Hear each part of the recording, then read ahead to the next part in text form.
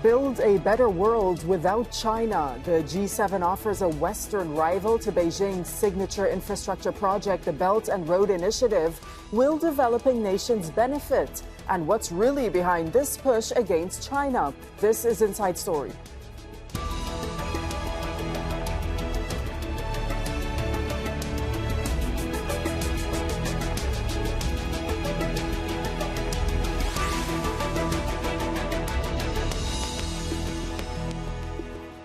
Hello and welcome to the program. I'm Dareen Abughaida. Build back better. That's the main promise from the first G7 summit since the pandemic began. Leaders of the world's 7 main industrialized nations pledged, among many things, to tackle climate change and provide COVID-19 vaccines to the world's poor. Well, they also offered developing nations a rival to China's global investment and development strategy, the Belt and Road Initiative. Beijing was singled out in the summit's final communique for alleged human rights violations in Xinjiang and Hong Kong.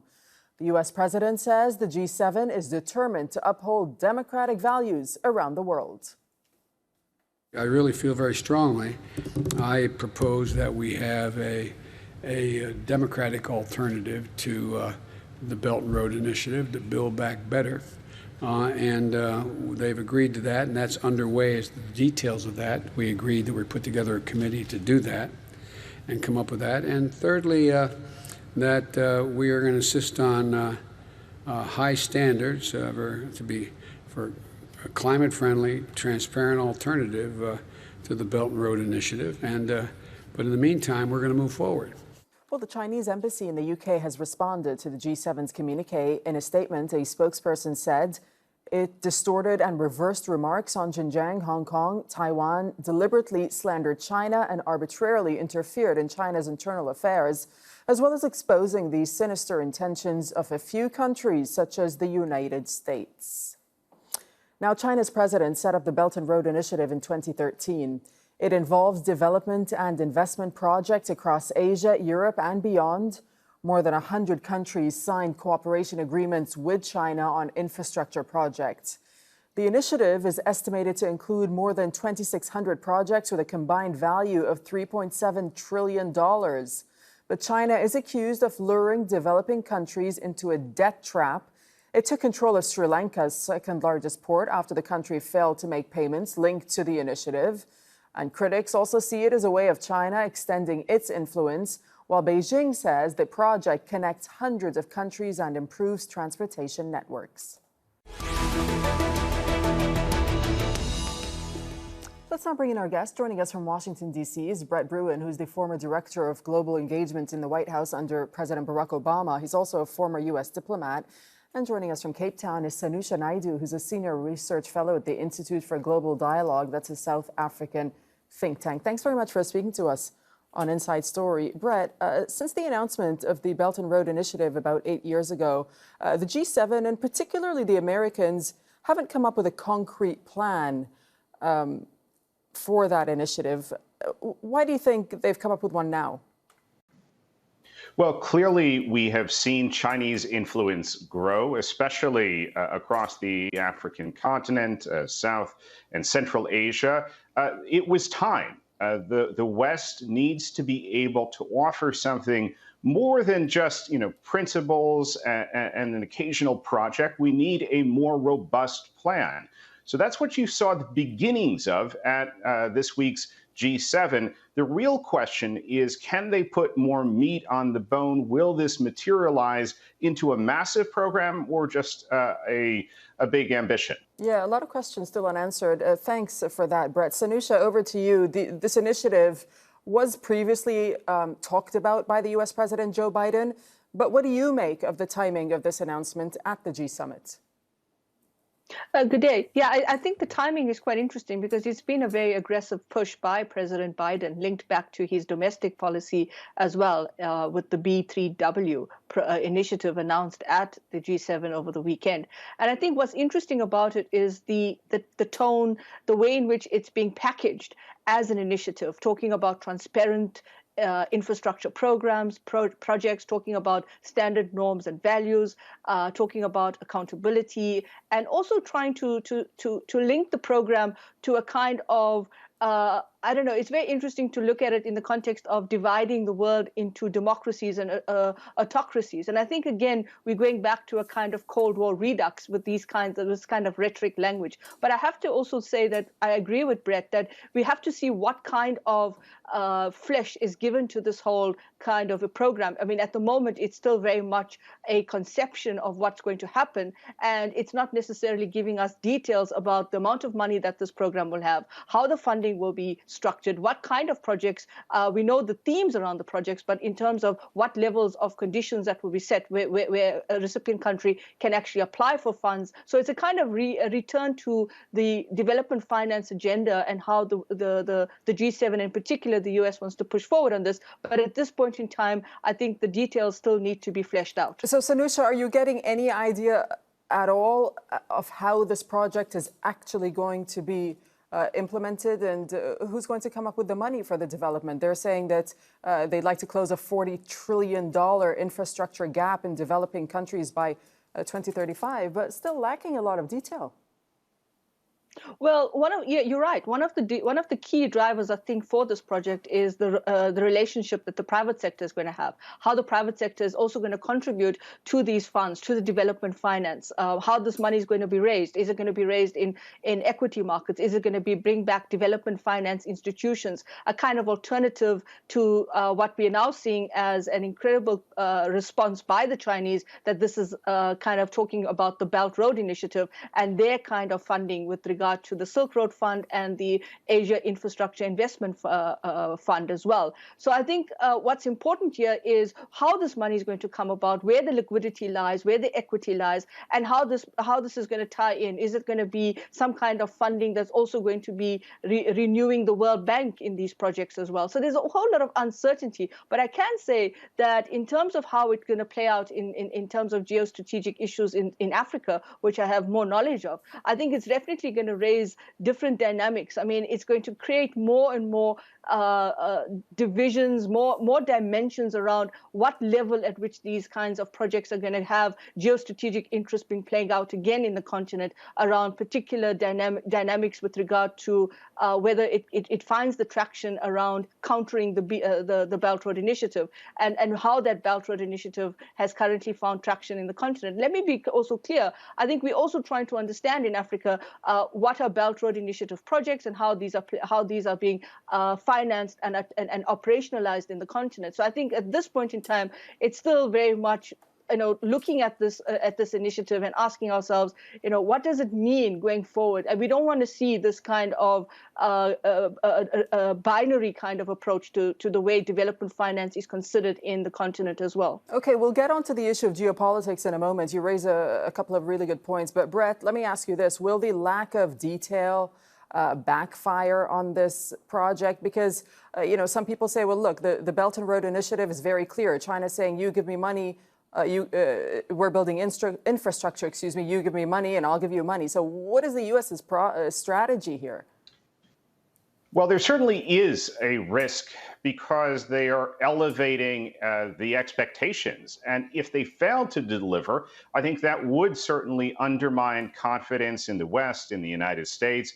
So you have to be careful with these things. You want to have the big deliverable. You want to be able to add pressure, not only to the domestic front where Biden is going to need to find all of this money, but also on your allies. And a lot of those are still open questions. One issue here is that Joe Biden has laid out a foreign policy which he says is going to focus squarely on the American worker. And in fact, when they announced the 500 million doses of Pfizer vaccines headed to developing countries, he emphasized the fact that it was going to help American workers. The weakness in the Belt and Road Initiative has been that there are so many Chinese workers that are shipped over to these countries to do the project. And I think that is really going to be a tension here if, in fact, this is going to not just, install new infrastructure, but is it going to build the human infrastructure across the developing world that is so desperately needed? And joining us on the phone from Beijing is Einar Tangen, who's a political analyst and economic development specialist focusing on China. Thanks for your time with us on Inside Story. What is your reaction to this announcement by the G7 nations of the new initiative? Well, it's a little bit empty. I mean, obviously focused on China, but there are really no details. We don't really know what they're going to do with their plan. The COVID vaccine itself, the donations, unfortunately, that will be a bit late, given that there's no timetable, that they're looking at maybe next year or end of the year. I mean, right now, China's, I think it's 2 weeks ago, they had exported 350 million doses of vaccine, entered into agreements with 8 countries to produce the vaccine, and we're in negotiation with 10 other countries. Right. But when it comes to the announcement that was made to rival Beijing's Belt and Road Initiative by establishing their own initiative, I mean, are they directly trying to undermine the Belt and Road Initiative, or what do you think is behind that? Well, obviously, it's seen as a competitive issue. The U.S. feels it's behind, and then it needs to respond. As you know, the Belt and Road Initiative has been in operation for many, many years. At this point, it seems to be an issue that Biden sees it as a threat. Otherwise, he wouldn't be responding. But, you know, it's fine to talk about $40 trillion worth of needs, but you have to put more out there than we intend to have a public-private partnership that goes. I mean, obviously, it's, you know, they'll be not reinventing the wheel. They'll be doing a lot of the similar things that they've done through the IMF and also through the World Bank. But, you know, it's going to require another separate set of bureaucracy. There's going to have to be more implementation. This is going to take time. So it's not clear what it all means or what the timetable is or how it will be paid for. Because remember, this is depending on a lot of private financing, but that could change dramatically if, in fact, we do hit a recession. You start to see rates, bank rates go up, and people become concerned and start paying off their loans. Well, you know, some people say, Einar, I'll stick with you for just a moment. Some people say that under the U.S. President Joe Biden, there's an ongoing attempt to sort of reframe the G7 as the representative and champion of the democratic world and the struggle against autocracy, meaning China.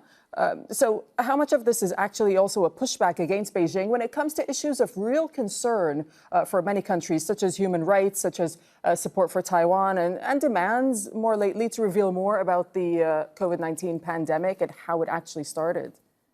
Okay. So you've named a number of issues. From Beijing's point of view, they see a lot of false narratives. They think their handling of COVID-19 was pretty good. There were some problems in the first couple of weeks with local officials who didn't understand the complexity or the gravity of what they were involved with. But thereafter, Beijing thought that they were very transparent. They've tried to cooperate, but they have a sense that all their efforts to cooperate are just giving oxygen to a lot of conspiracy theories. They thought that the science had come back and identified that this was, you know, a high probability pass through from animals to humans, and now we're hearing about this COVID leak.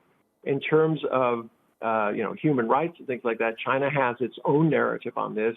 They believe that they are doing the right thing, both in Hong Kong to quell what was in essence, you know, civil unrest that was destroying the tourist economy of Hong Kong. In Xinjiang, they really do believe that they are making a difference, that they're doing the same thing, in essence, that they did in the rest of China, which is insisting that people be able to speak the common language, which is Putonghua, that they have access to skills, education, and therefore economic opportunity. So, you know, there's obviously a dueling narratives. A lot of it seems to be ideological. From China's perspective, they see the U.S. trying to hold on to its hegemony against a rising power. They do not see themselves as a threat to the U.S., but obviously they think the U.S. sees them as a threat. Okay, Brett, how much of this project has to do with pressuring China on issues that I just mentioned, such as human rights and Taiwan and the treatment of the Uyghur Muslims? And will this actually have an impact on China? I think this particular infrastructure initiative is less about putting pressure on internal issues in China and more about the external factor. Will countries, particularly in the developing world, cast their lot in with China, with their autocratic approach to governing, or are they going to stay with the West, with democracy?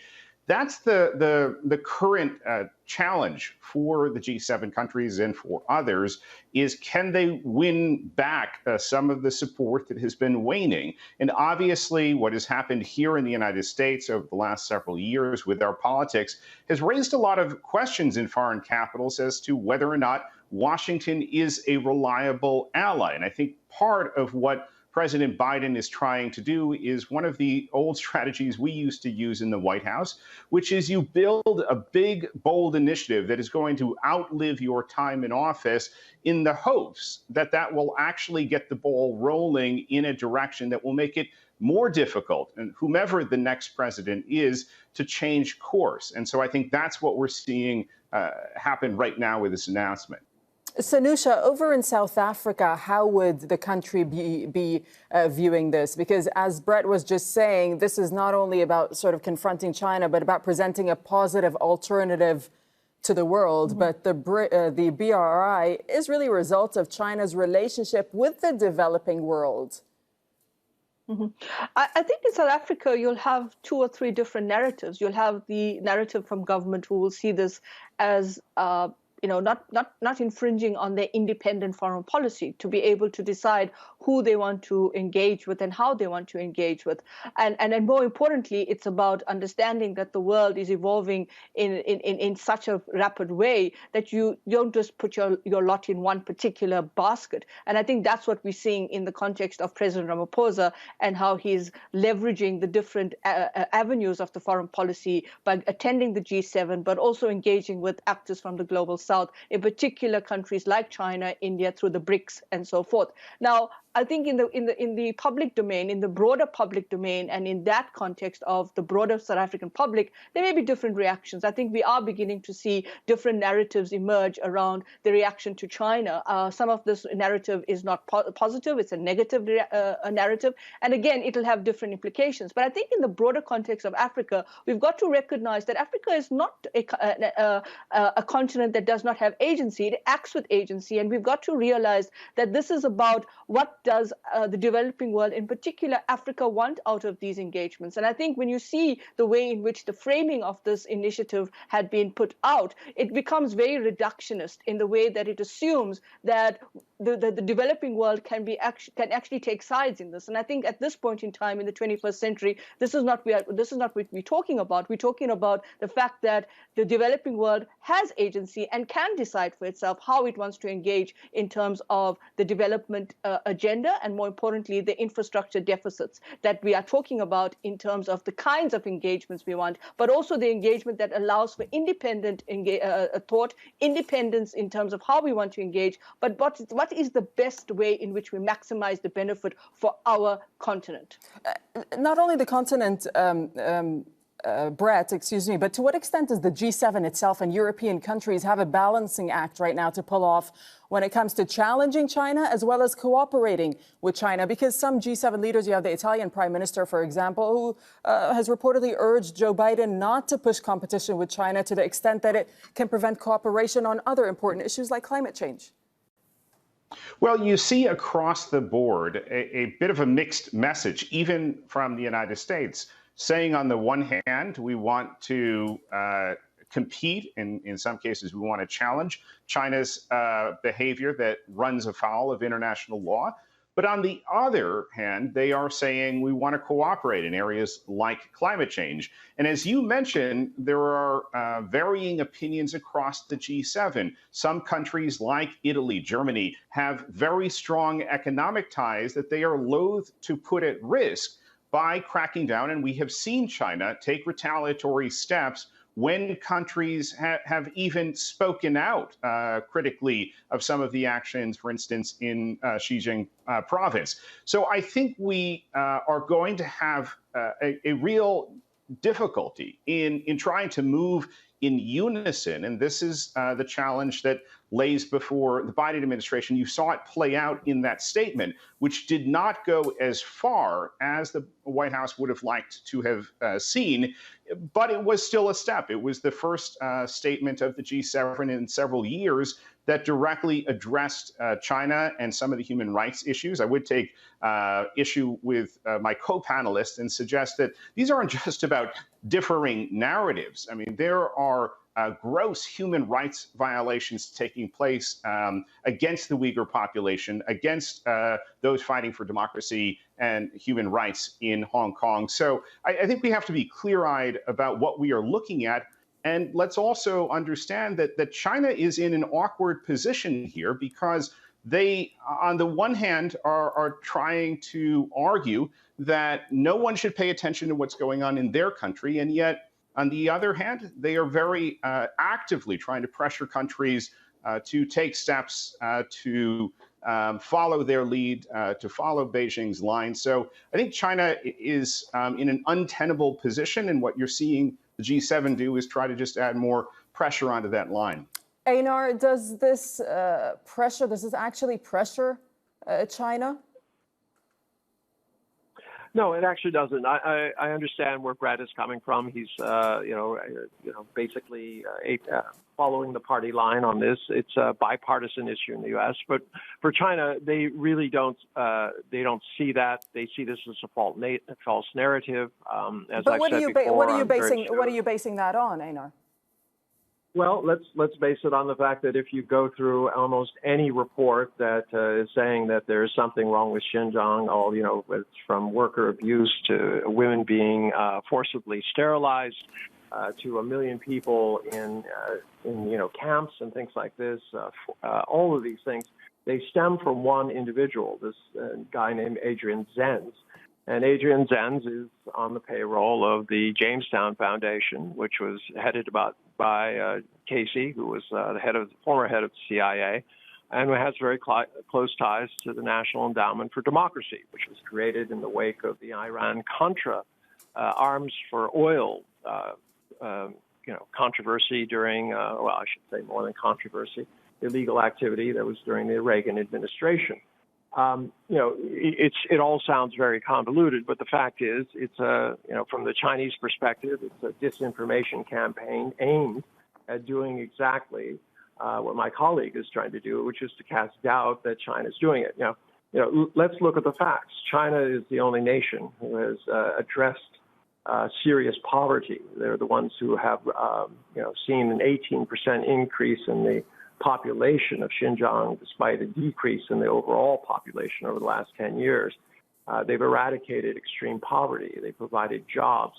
This forced labor narrative, from their perspective, is they have been subsidizing companies to go to Xinjiang because they're trying to train the people there to have basic skills and have companies where they can go and work. So when I say narratives, what I'm really talking about is an ideological warfare. Okay, hang on a second, because we're just coming up to the end of the program, but I do have to give Brett the time to respond to that. Brett, go ahead. Yeah, I think the easiest way to respond is if there's nothing to hide, then there sure are a lot of police trying to bar international journalists, whether it's from Al Jazeera, BBC, CNN, from seeing anything that's happening in Xinjiang province, or for that matter, on the streets of Hong Kong. So I think the challenge the Chinese have is one of facing just increasing scrutiny and realizing that they are not going to be able to hold the world at bay, and certainly when it comes to the origins of COVID-19, and you've heard it from the World Health Organization, we've got to have more transparency. They owe it to the world. Okay, thank you so much. We'll have to leave it there. Thank you for joining us, Brett Brun, Sanusha, Naidu, and Einar Tangen. Well, thank you for watching. You can see the program and all our previous programs as well, again, anytime by visiting our website, aljazeera.com. And for further discussion, you can go to our Facebook page. That's facebook.com/AJ Inside Story. You can join the conversation on Twitter. Our handle is AJ Inside Story, from myself and the whole team right here in Doha. Thanks very much for watching, and we'll see you next time. Bye-bye for now.